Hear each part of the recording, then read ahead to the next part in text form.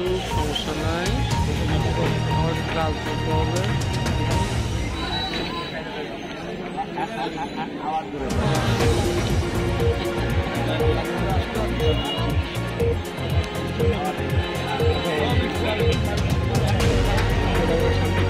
সাধারণ সম্পাদক যুবক শেখ সম্রাট ভাইকে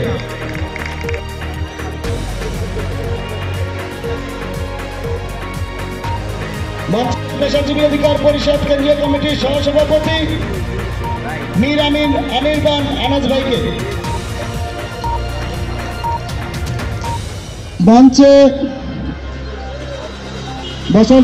সাংগঠনিক সম্পাদক সাইফুল ভাইকে মঞ্চে আসার জন্য বিনীত অনুরোধ জানাচ্ছি।